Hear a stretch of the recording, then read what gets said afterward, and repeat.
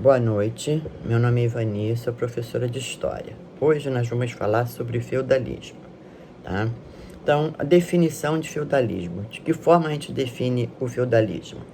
Uma organização social, política, econômica, baseada na posse da terra, ou seja, o feudo.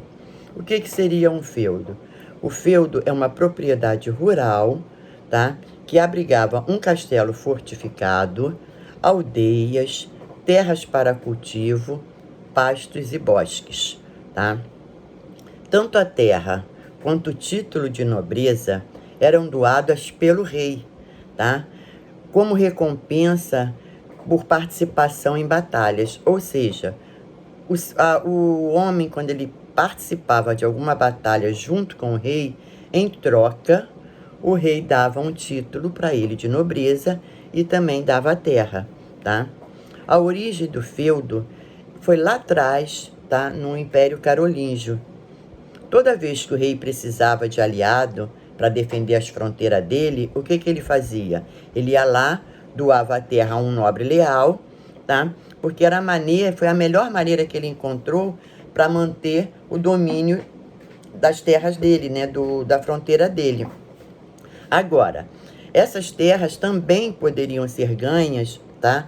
Através de casamento, porque garantia que a terra continuasse na mesma família e por guerra, tá? Tomando através das armas. Ou seja, o homem ia para a guerra, ia para uma batalha, lá ele dominava o inimigo, automaticamente aquelas terras ficariam para ele.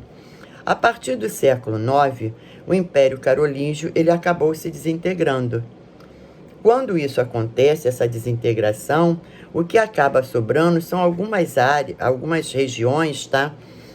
Independentes. E essas regiões são independentes entre si, tá? E são governadas por algum nobre. No período do feudalismo, a sociedade era estamental, ou seja, não havia mobilidade social, tá? Então, assim, era composta por a camada social que elas se diferenciavam, tá? Pelos privilégios que possuíam. Então, nós temos lá, na primeira camada social, nós temos a nobreza, que é composta por quem? Pelo rei, tá? O rei, ele concentrava muito pouco poder político. Por quê? Porque ele dividia, tá, esse poder com os senhores feudais, tá?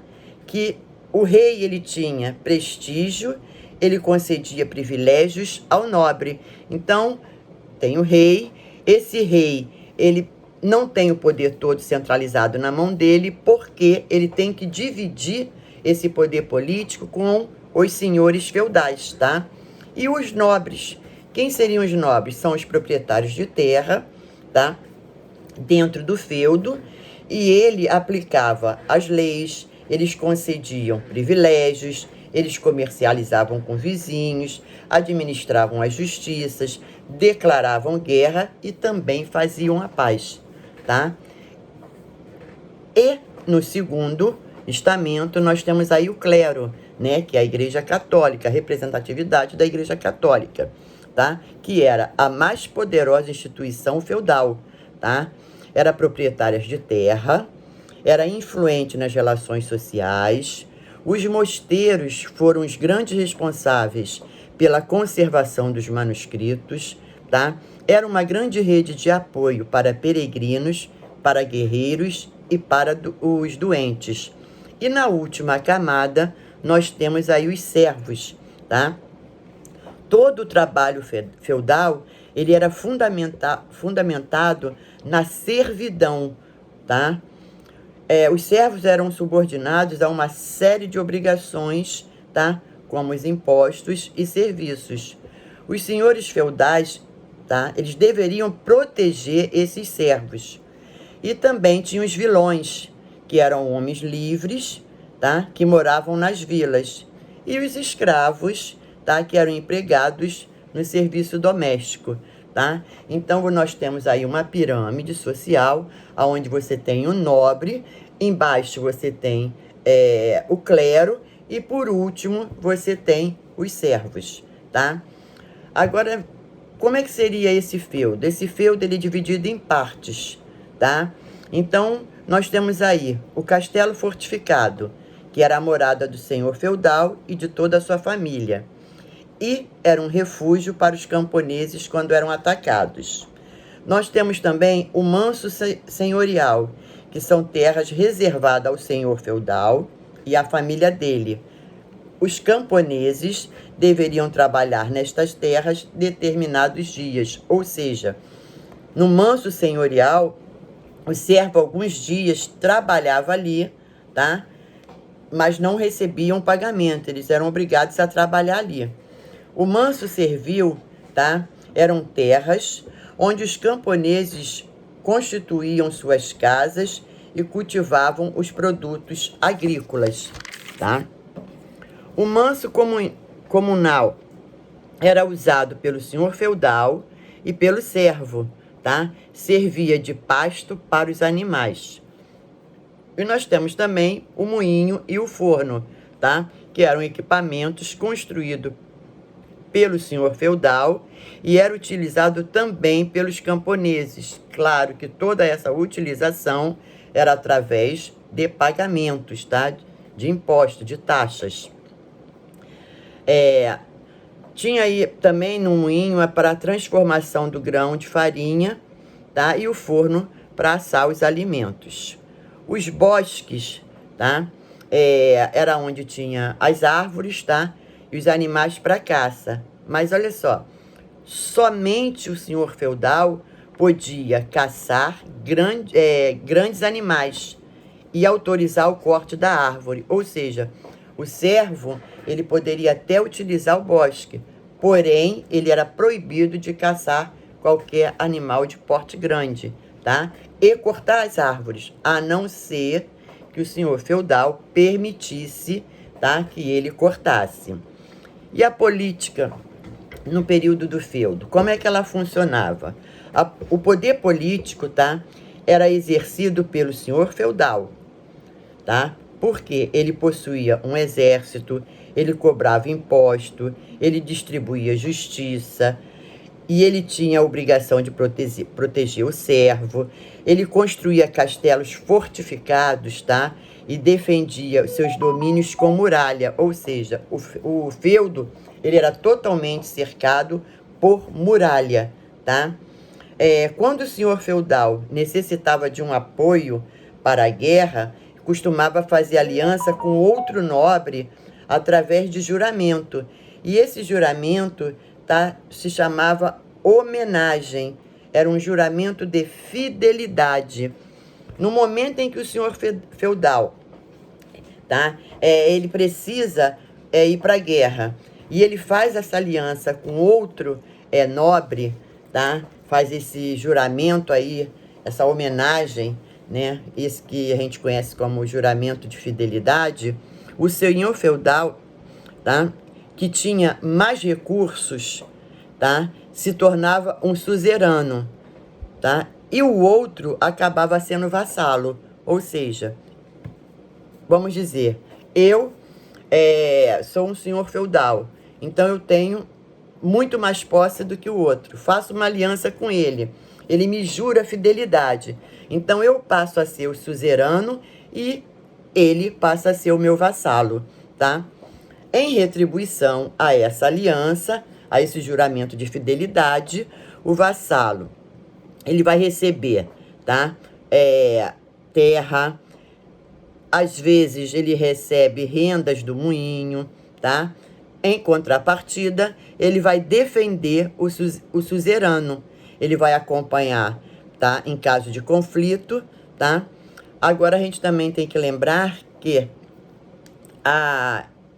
o membro do clero também podia ser um senhor feudal, tá? A economia, tá, era uma produção de autossuficiente, era destinada ao comércio local e não ao comércio de larga escala, tá? Ou seja, não era voltado para exportação, era um comércio feito só ali dentro, tá? Na época de boas colheitas, todo o excedente eram trocados em feudos vizinhos e também nas feiras que ocorriam nas cidades. O comércio era feito através do intercâmbio de gêneros e não em moeda, ou seja, troca, tá? O que a gente conhece como escambo. Vamos trocar, tá? Os nossos gêneros alimentícios. Com o passar do tempo, quando chegamos lá no século XIII, o feudalismo ele vai começar a entrar em crise, tá? Agora, o que leva o feudalismo a uma crise? Nós vamos ter aí um crescimento demográfico, ou seja, um crescimento populacional. Esse crescimento ele vai provocar, tá, a ampliação da área de plantio. E os senhores feudais vão passar a cercar as terras comunais. No momento em que a gente tem aí um aumento populacional, a gente tem aí os senhores feudais cercando essas terras, tá? Os servos, eles acabam sendo expulsos dali. Então, nós vamos ter aí um êxodo rural, ou seja, nós vamos ter a saída do camponês, tá? Do campo para a cidade.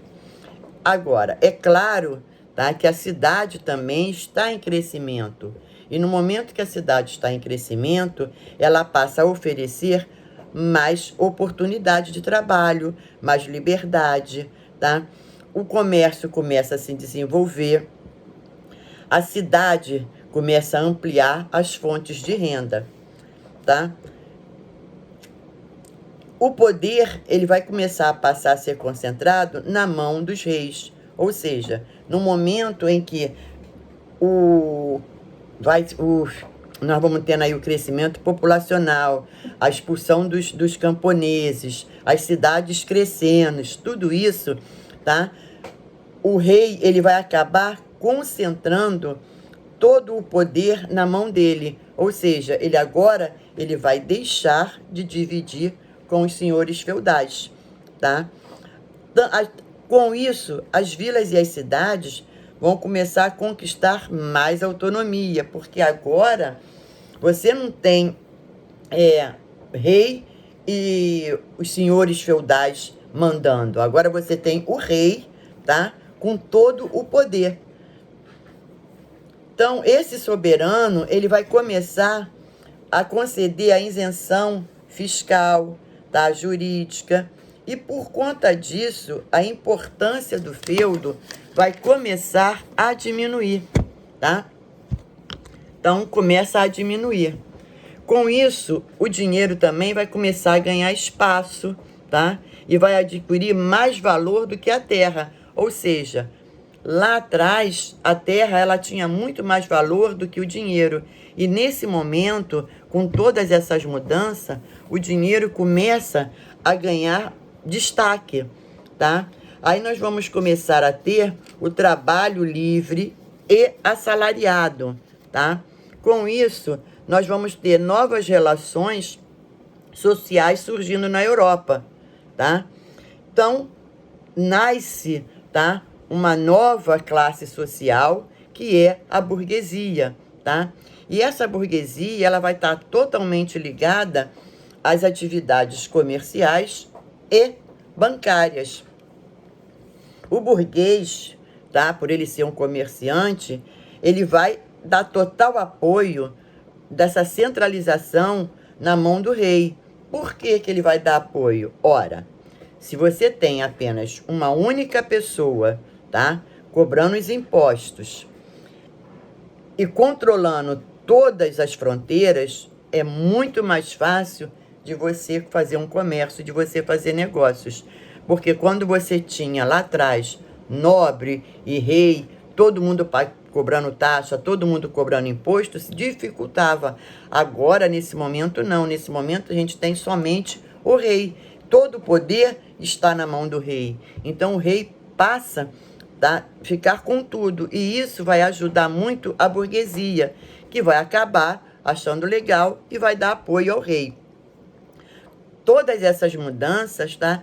Ela vai ocorrer justamente, tá, com o renascimento comercial. Agora a gente tem que lembrar o seguinte: a transição do feudalismo para o capitalismo, tá? Ela vai se dar gradual e não vai ocorrer em todo lugar ao mesmo tempo, ok? Boa noite.